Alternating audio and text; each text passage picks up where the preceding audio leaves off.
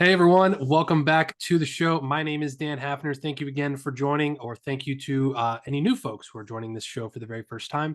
Um, I am joined today by another great guest, Leanne Linsky, who is the founder of this platform called Plausible, which is going to be really, really interesting. I'll tell you more about it here in a second. But first, business first. If you wouldn't mind rating, reviewing, subscribing, setting up notifications, sharing the show, anything that you can do wherever you are watching or listening to the show, whether you're on Spotify, YouTube, Apple Podcasts, anything like that. Please, please, please rate, review the show. That really, really helps the algorithm, helps us grow, helps us get more viewers, more listeners, wherever that is. So that is my first order of business that I always start everything with. So if you've already done that, great. Thank you very much. If not, please subscribe. Please do anything like that. Or share this episode or this show with anyone who you think might gain value out of it, because we're always trying to help more and more people. So, with that out of the way, let's bring in Leanne. She is, like I said, the founder and creator of this platform, which is actually a comedic tech platform for connecting comedians and fans and doing streams. And it's a really, really interesting idea, and I'm really excited to learn more about it. So welcome to the show, Leanne. How you doing? I'm doing great. Thanks so much for having me. And I've been looking forward to our conversation to talk all things plausible, all things tech, and how things get done. I mean, you're a perfect fit for the show. We love to talk about tech platforms, talk about the backstories, the successes, the failures, maybe the lessons learned, all of that stuff. But before we get into that stuff, tell us what is plausible. Like, how did you get into this world of comedy and end up being turning that into a tech platform? Like, how did this thing come to be? Well, okay, so Plausible is exactly that. It's a platform. It's an online comedy club where comedians can create their own account. We provide them with all the scheduling tools, the ticketing services, the virtual stage, and they So get a cool. profile, all that stuff. And then fans log in and they can, you know, think of it as like a Netflix, but everything is in live in real time. So, kind of if you think to back when you used to watch TV and things are on at a specific time of day and you had to be home to watch it, same thing happens here. And the comedians can see and hear their entire audience and vice versa. So everybody can see and hear each other. So it's super interactive rather than passive. Because in comedy, that's really important to get responses in real time. That's why we do it. And how did I get into it is a story in itself. I took my very first comedy class back in 2001, so over 20 years ago, and I ended up taking that class because I was working for a Fortune 500 at the time and I wanted to improve my speaking skills and things like that. And then I ended up taking classes at the Second City Training Center, and it just snowballed into this thing. And I've just immersed myself fully into the comedy world. And before COVID happened, I was moving from New York City to uh, the LA area. And once I did that, I was like, whoa, I'm spending more time on the freeway than I am on any stage. How do I solve that problem for me? Mm. I was like, maybe I'll do things via Skype. Remember Skype? Oh yeah. Yeah. And people were like, Skype. And I'm like, okay, you're right. And then I had this idea that I wanted to do things online. And I was using Zoom for work. I was working remotely as a director of marketing for a voiceover studio in New York. And we were using Zoom all the time. And I'm like, maybe I'll do it using Zoom. So finally, in like the summer of August 2019, I was like, I'm finally going to do this because I had been producing shows in person and podcast. I had started podcasting and doing all that. I'm like, no, I really need to get this online mic going because I need more time to work out my jokes without spending hundreds of dollars in gas and also hours, millions of hours in traffic. I mean, because if you've ever spent any time in Southern California, that's what you do. Yeah. I have to go to the grocery store. See you in 2 days. Um, so I started doing it and comedians were like, "Oh, wow, this is really cool." And this is 29 August 2019 BC before COVID. And they were like, "Hey, this is cool because now I could connect people and when comedians want to travel and stuff, they always want to know who do you know in another state that I'm going to." So this was a good networking thing as well. And then COVID happened. Everybody went online. Um, and during the time when I first started my mic, I'm like, hey, this is great, but there's nuances and things that we need as performers that existing technology doesn't provide. So how do I scale that? So I had applied to go back to school and get my master's in innovation and entrepreneurship, got accepted to University of California, Irvine. So during COVID, I actually went back to school and then I got involved afterward. I got accepted into an incubator, then an accelerator and another accelerator and Wow. another. So I built my team and I'm a non-technical founder. And it took me a long time to find the right people to build. And I found a wonderful group of people that I still continue to work with that really understood my vision and brought it to life. So that's kind of the short, long story of how we got here. Yeah. Yeah. Very, very cool. Um, wow. There's so many different ways to go.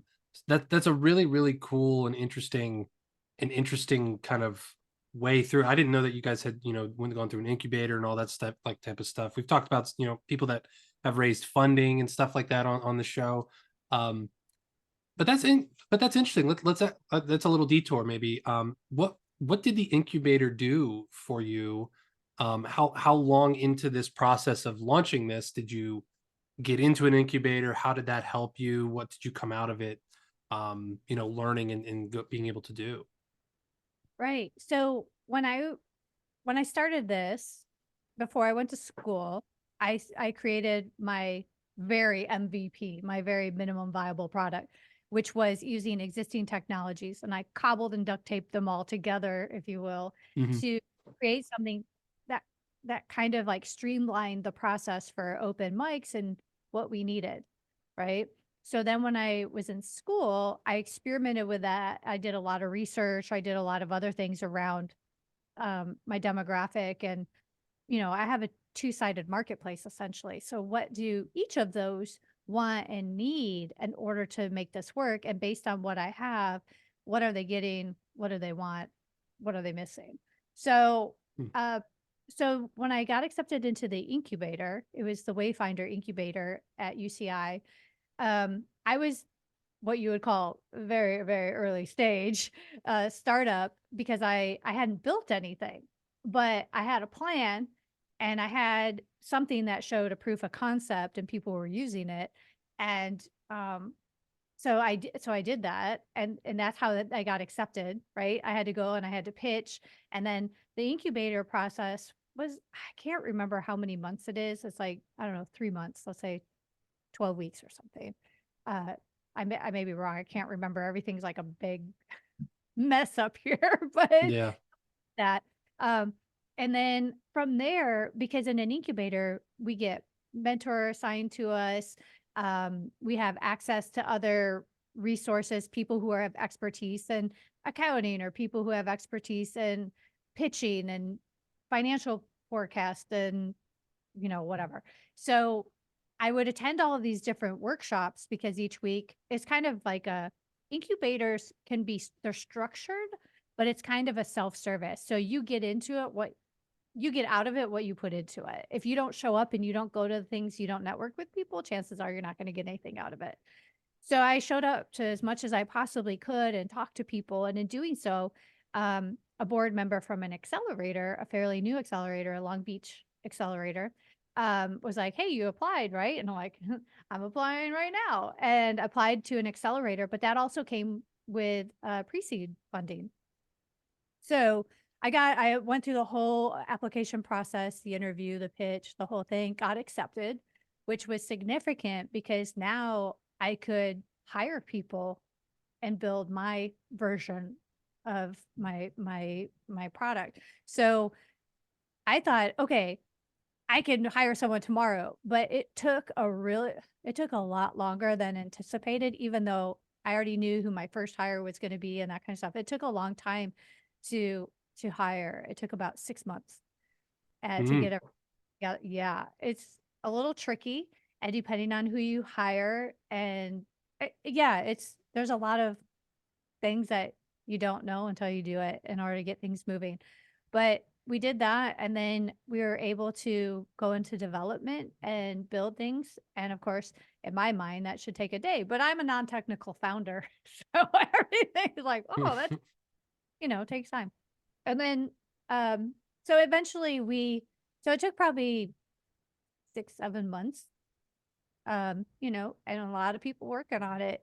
There's a lot of us, and then launched in December of 2022, and then this past year it's just been, inviting people to onboard and get using it and everything. So, but after that accelerator, I was also part of yet another accelerator because I moved from Southern California to Seattle, and when I got here, going to networking and everything, I found, I wanted to make sure I immerse myself into the entrepreneurial ecosystem and be around other people doing these things and making sure I could connect and find people that I needed to grow the business.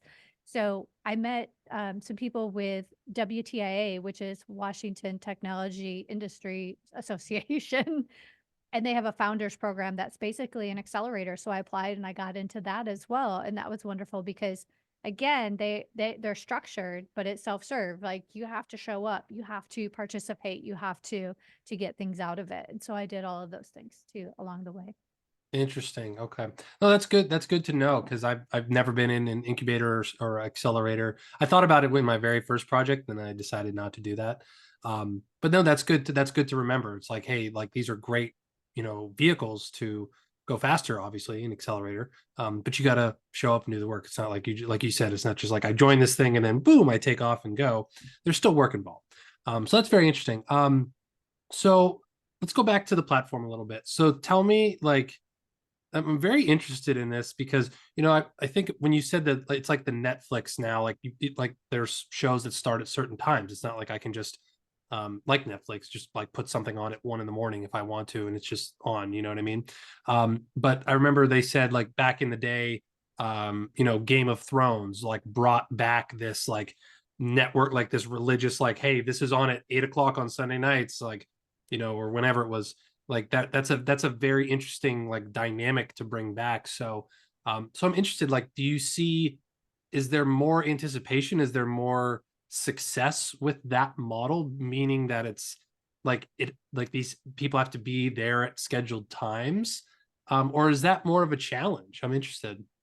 Well, with comedy, if you go to a show at a club, you have to be there at a certain time. Right. So I think audiences and comedians are used to the show happens in real time. Yeah. You have to be there for it to happen. That's kind of part of it. It's an experience rather than a passive, I'm just going to throw this on my vacuum my house. Well, does anyone vacuum? No, we have Roombas, but uh, you know, like those kind of things. It's not, it's an experience that you want to partake in. And the idea with plausible is there can be multiple shows happening at the same time, and they can happen at any time of the day throughout 24/7 because we're not we're not limited by a geographic location. We have access to the entire world. So we have comedian join us from India the other evening on our open mic. We have people from Canada, we have people from Ireland, we have people from Sri Lanka, we have people like from all over the world. So they're Wow. in different time zones. So, they're like getting up at 6 a.m. to join something in the evening here. So it all depends. And why not have live comedy available on your lunch hour at work and have a sandwich while you consume, joy? Like, why not have those things? Hmm. So, so yeah. And in comedy, although social media has been really popular and a lot of comedians have been posting, clips and things like that. Um, Great. Likes are great, but they're not paying the bills necessarily unless you have a minimum number of followers, depending on the platform that varies. And it varies on, do you get money based on sponsorships or influencer uh ads, those kind of things. But that comes with a lot of time and really good content in order to get to that level. Um, and you don't get feedback in real time. And as a comedian, I want to know right now, is my joke working? Are you laughing right now? And and we have to sit and wait for those comments or a like to come in and be like, "Oh, good, I'm validated." But did people really watch it? Because some people just scroll. And did you ever just scroll? You accidentally like something you didn't mean to like, that Mm, kind of stuff. So, we live for in real time laughter and response, and you don't get that on many technologies. Even on live situations, it's let's stop and read a chat. You can't do two things at one time like that. It's two different sides of the brain. yeah. So is it, admittedly not having, actually gone into the platform, I was, for those of you just listening, I was actually at the beginning going through and actually screen sharing like the actual landing page and in the sign up page for Plausible. So if you're not watching on Spotify or YouTube, like go back and check that out because you can actually see it. But the link will be in the show notes as well. Um, so is it a little bit like a Zoom for comedy, or is it like, can you kind of give us a behind the sneak preview of like what the experience is like? Sure. So the thing that most people are most familiar with is Zoom. So if you think in terms of Zoom, where you can see and hear other people in real time, similar, right? Except we had to make some changes because our needs are different than what they might be for a typical meeting or class or something, right? Right. So we can't do one-way audio. We want to feel the room. So I want to be able to hear everybody laughing at the same time. And on Plausible, we can do that. Like if someone coughs, it doesn't cut everybody out. Everybody's frame is lit up because everybody's sound is coming through. And that makes a big Mhm. difference because it brings the energy in. So we encourage people, turn your audio on. We want to have that energy in the room. We want to hear you laugh without it cutting off my punchline or the beginning of another joke. So we have that element to it. But we also have an element of how we've designed the screen layout, and that will be something that's also there'll be more changes probably coming to that in the future. But one of the things that if we go on something that we're familiar with on some of these other platforms, and you mentioned Zoom, if you go into gallery view and someone's a speaker, who are we watching? We're watching whoever's most interesting. And if someone's walking around, I guarantee you all eyes are on the person walking through their house or going through or whatever they are, because whoever's Blair Witching us, I'm sorry, but they win.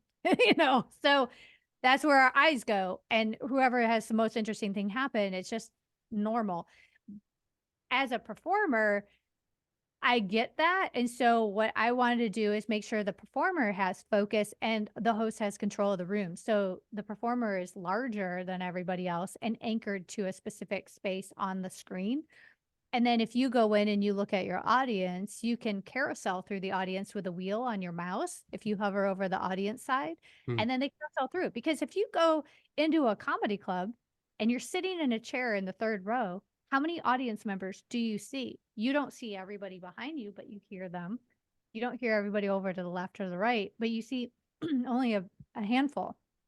And then of course the dominant person. And I have to cough, so I'm sorry.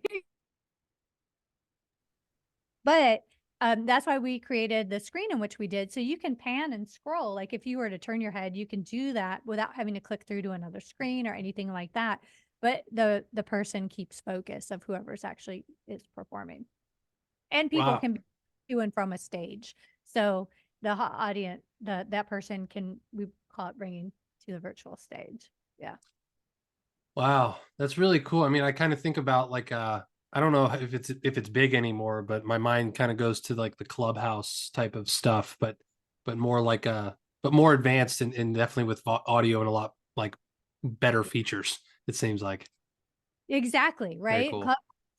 Became so popular during COVID, especially. It was like the giant party line. That's what it made me think of from the 80s, where it's like, oh, I can hop on this party. Remember that? I don't know. Maybe you're too young.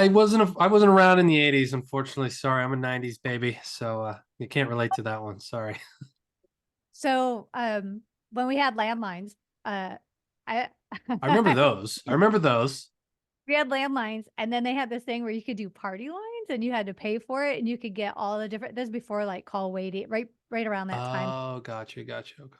You could add people to the line, and it's like, "Oh, who's this?" So that was a big deal, but that's what Clubhouse made me think of, is a giant party line, like, they scaled that, um, Hmm. in a way, yeah, but this has all of those things. People can come in and like some of the other technologies that are out there, everybody can use the technology and put their classes and things up. But with Plausible, we also made it so that there's a like a TV guide, right? Like if you're familiar with Yeah. that, or show listing, you have your show listings, right? And you also have your talent directory. So you can go through and look at everybody and see who you want to follow so that we can kind of populate your favorite, like these are the comedians you love, here are their shows, and then here's other shows you might be interested in. And you can also sort by like what types of comedy you want, what types you like. Mhm. Wow. Very, Yeah. very cool. So this is really a plug and play type of solution for comedians. It seems like that's really neat. Does anyone, I'm curious, does anyone do simultaneous uh like shows through Plausible, but also like in person? Is that even possible? Yeah, yeah, yeah. It's totally Hmm. possible. So, um, we just met with some really cool people the other day. They do improv, which I spent years doing improv, and they're like, "Can we, do that on here?" I'm like, "Of course you can." And I think the two gentlemen are in two different locations in the world, and then they do the improv together from yeah. Hmm. So really hoping to see that. I know another comedian. There's several improvisers on board, so I think they're looking at how to do that because they've been experimenting with other technologies and they're like, oh wait, but this has all the things. I'm like, yeah, because with Plausible, you can also integrate OBS. So if you want to up level your production value, OBS is the uh, open broadcast system, right? And you can get a Yes. Yes. version of it. And I always forget, so, and it's fantastic software. You can download a free version of it, use it. And once you do the initial setup, and we run free help sessions to help comedians get that integrated.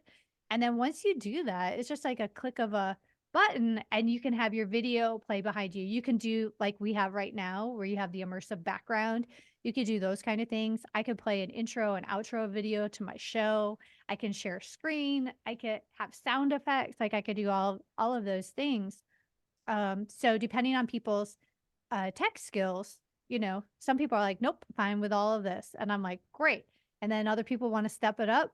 Great. We can help you get that all set up. Yeah. Wow. It's really fun.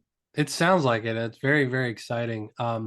So I'm curious, like, how do you see, and this kind of goes to your company vision and stuff, but like, how do you see Plausible affecting the future of the comedy industry? Is this the direction that, is this where the next, Kevin Hart's going to come from? Is this where, the next, is this, what do you foresee this becoming in the future? Yeah. All of those things.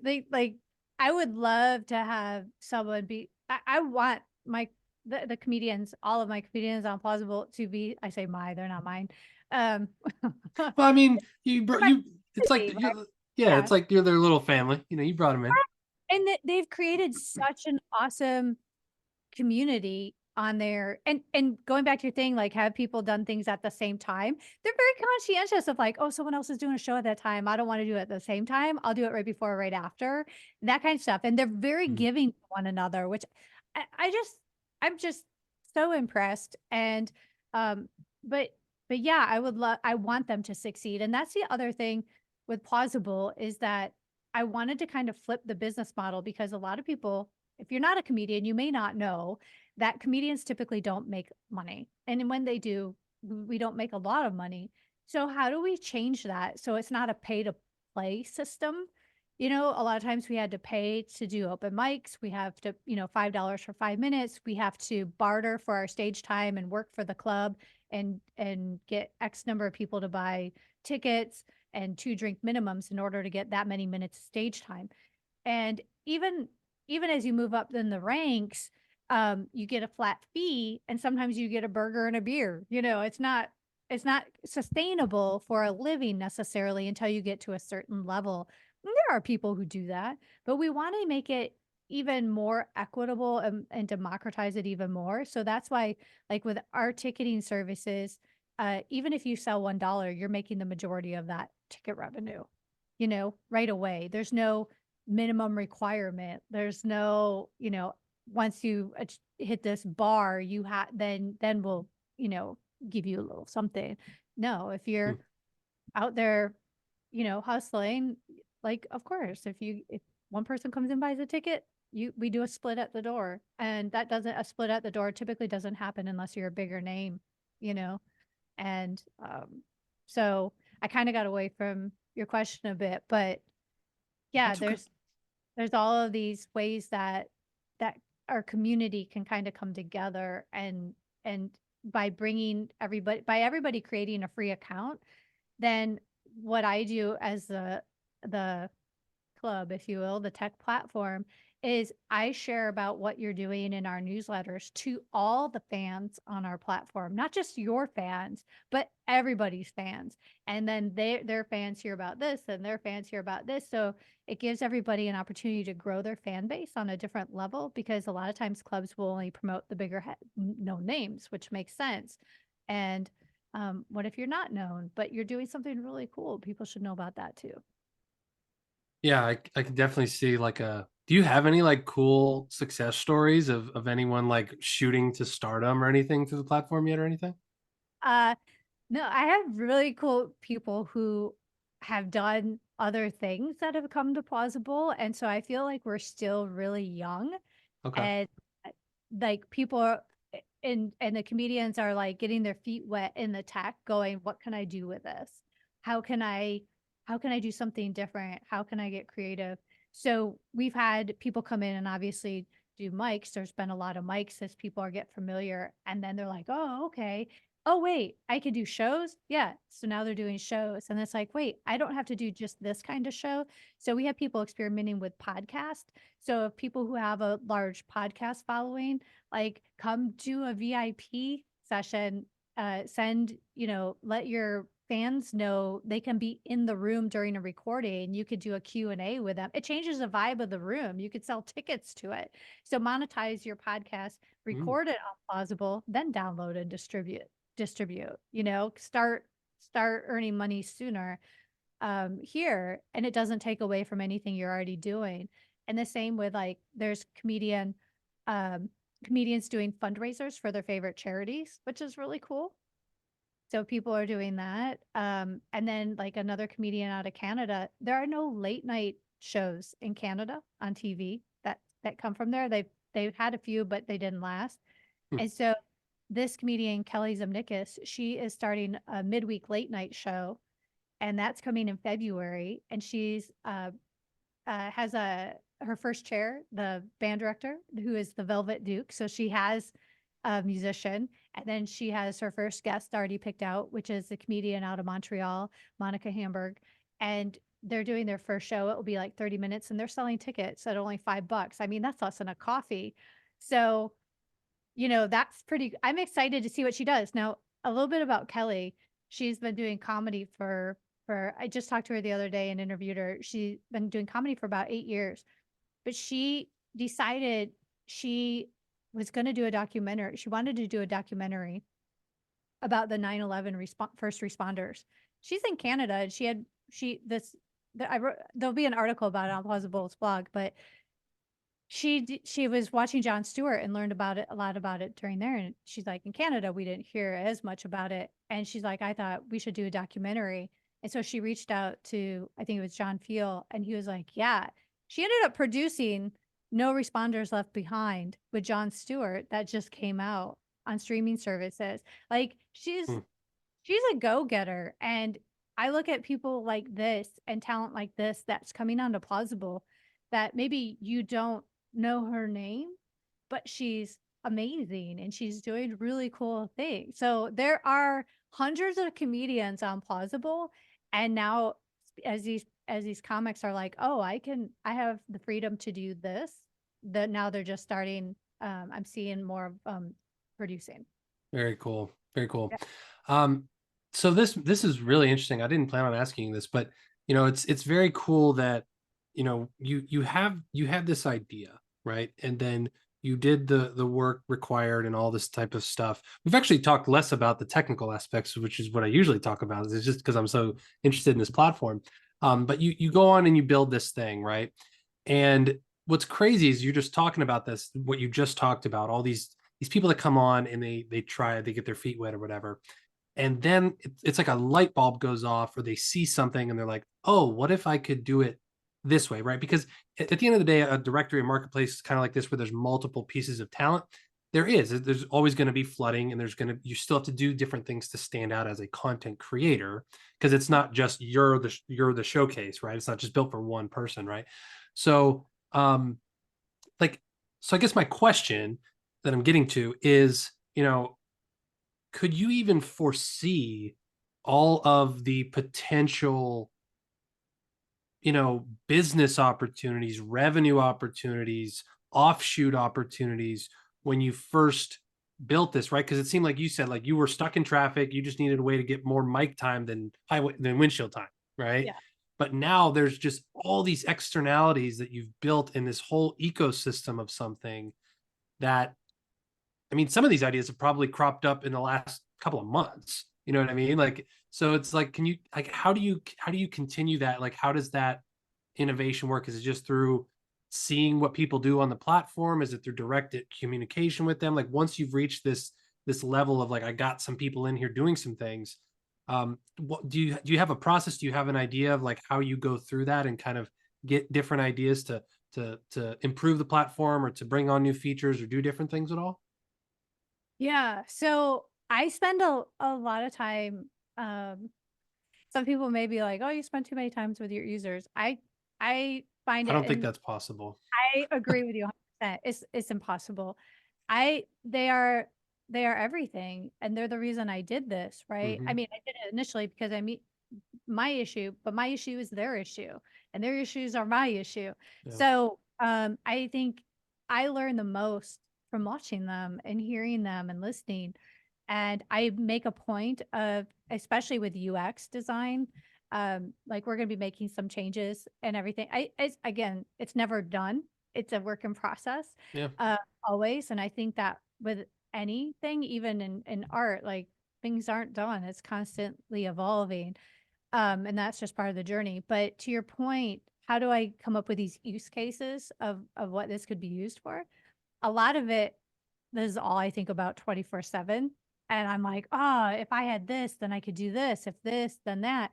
But even just with what we already have, there are so many possibilities. So what I do is I find when people ask me, I'm like, yeah, of course you can. My answer, and they're like, "Is this possible?" I'm like, "I'm pretty sure anything is possible. Why don't we try it? Like, let's experiment." I love experimenting with things because when we look at things, especially as an experiment, it's not a matter of like, does it succeed or fail, but like, what happens? Mhm. What what do we learn from it, right? And it takes pressure off. I'm like, well, let's experiment. Let's see what happens. And well, it's like, people, can we improvise on here? Let's see what happens. Like, what if we found a whole new way of doing that, that hasn't been done yet? Even better. I don't know. I just think that tech is just as an art form in a lot of ways. And for have creative people come on here instead of be scared with it. I reach out to people, right? When I see that they're showing up and maybe they're curious, but they're not doing it. It's like, you know what? Explore, play, try all the buttons, do all of the things, see what they do, and create test shows, create practice, create rehearsals on here. Don't say I'm doing a show and show up for the very first time expecting everything to work on a tech platform without doing a rehearsal first. Like, I'm like, oh my gosh, who are these people? So I spend a lot of time reaching out and saying, hey, I see you're doing a show, have you considered a rehearsal? Have you considered a practice run? Have you done this? And they're like, oh, I can do that. Absolutely, you can. So a lot of times it's not so much that they don't have the ideas. They think they need permission or that they're not allowed. And so I'm trying to make sure they understand they have the freedom to go and do these things and try them out. And I also see people with potential, and it's like, tell me a little bit about what your goals are and what you're, working on. And like, I had this great conversation, like I mentioned Kelly, and I'm like, what are you working on? She was sharing with me. I'm like, have you considered doing that on here? And she's like, oh, I can do that. I'm like, yeah, let's go. And so It's kind of like putting the things together instead of thinking, how people view success. So it's like, well, I saw an example of one person, so therefore I must follow that path. There's a million paths to be successful. Choose your own adventure. And I think Hmm. that's how I see plausible is I think there's a ton of different use cases. And I chose to focus on the comedy demographic. One, that's what I know really, really, really well. But two, comedy is like the second largest live streaming genre, only second to breaking news. Really? Yeah, Wow. comedy is super popular. Huh. And because you mentioned like doing things in real time. People love live stream because it's more personal, it's more intimate. It brings you closer to the content creator. Like if your favorite comedian was on Plausible, or your favorite podcaster was on Plausible, to pay, a few bucks and sit at home in your living room and be seen and heard by that person. What are you kidding me? I and also if you know that it's going to be live in real time and there's not a recording of it, maybe not. Um, you don't want to miss it because like, what if something happens and everybody's talking about it tomorrow? There's a FOMO associated Hmm. with it. So there's a lot of really cool things that and there's and then if it works for comedians, why doesn't it work for spoken word? What about storytellers? What about solo musicians? What about you know more than that? The possibilities, I think, are endless. This is just the start. Yeah, I would agree with you. One of my initial thoughts, 20 minutes ago when you were talking about stuff, I'm like, there's so many more use cases to what your software already is. So that's a really, really cool. So there's a big opportunity there down the line. But one thing I wanted to pick up with before we go into the next thing was, that was really interesting when you said, like people don't either know that something's possible in the platform or they think they need permission for it. And like from the mind of like a software person, of someone like I'm building and launching a platform right now, and there's so many things that I've built into it that I haven't even communicated to the users. It's like, hey, look how cool this thing, and you know what I mean? It's so I think that there's really the importance of just of communicate. It's a people game at the end of the day, right? It's like if they don't know it exists, then how can they ever benefit from that and that type of thing? So I just wanted to pick up on that. That was a really interesting note there. But one thing I did want to ask you about before we close out was the topic of AI. Um, are you guys already including any kind of AI? I know like there was a recent, writer strike in LA, and there was a lot of the concerns around the image and the likeness, and how AI is coming into all this conversation, and no one really knows kind of how all this is doing in the future. Is that affecting the comedy industry, like this AI revolution? And if so, is there anything that you guys are doing or to combat that or help that or anything like that at all? There are so there are things that I would love to build into the platform to benefit the comedians. More to be revealed in that. But it's interesting to see how it's affecting the community now. There's chat about it, like there's conversations about it. And I think people have dabbled a little bit in the AI. So for instance, the other night someone came to the mic, had never done stand up before, and then he's like, "I'd like to try something." We're like, "Great." And he did it. And we're like, "Wow, that was really good." He had a really good delivery about it. And he's like, "To be totally transparent, I tested AI to see what they could write for me." He goes, "So I did not write that. That came from AI." And everybody was like all my regular comedians were like, "Oh no." You could feel the thing. But I think this is really important. And I was so appreciative. I'm like, first of all, thank you. Thank you for being so transparent. I think that's super important. And I think Hmm. transparency is extremely vital. So my key takeaway from that was the transparency involved.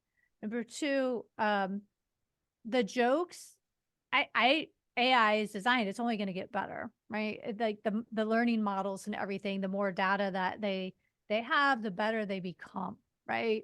So it will evolve, it will get better, it will be really good. But I think transparency is key.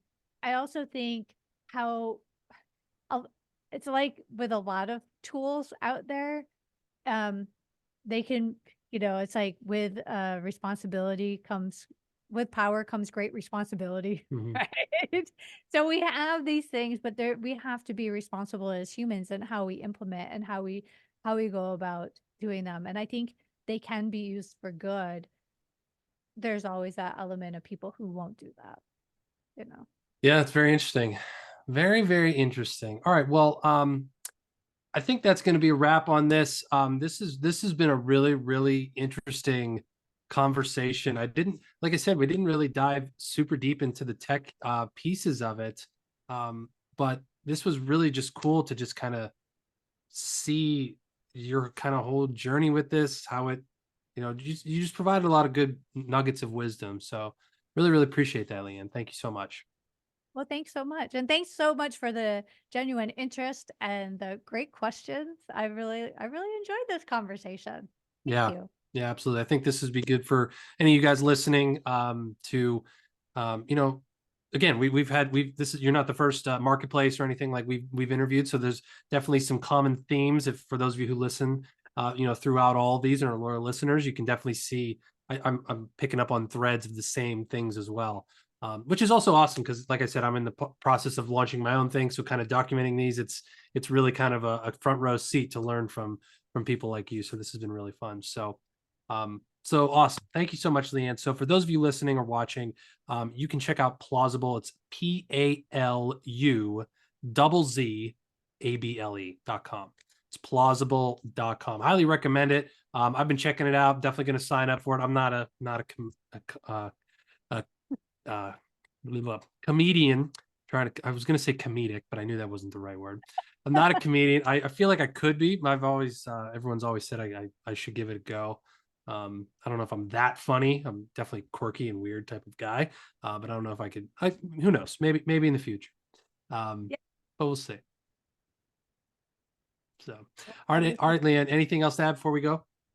uh no, I just say it, you know what? If people out there love comedy, and I mean, who doesn't? I mean, do you also not like music? Like, who are you? But You if know, you like like money, like breathing, check it out, create a free account and explore, play around with it, check it out. And like you said, Dan, if you ever attend a mic and you want to try it out, like go for it. This is the place to do it. And the community is really fabulous.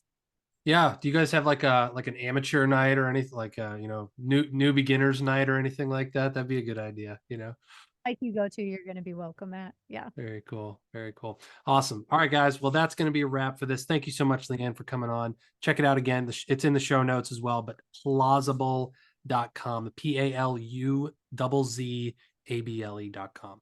All right, guys. Appreciate all of you. And again, once again, please like, rate, share, review the show, the podcast, wherever you're listening to this.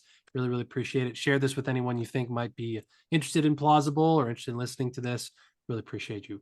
All right, guys, I will talk to you in the next one. See you then.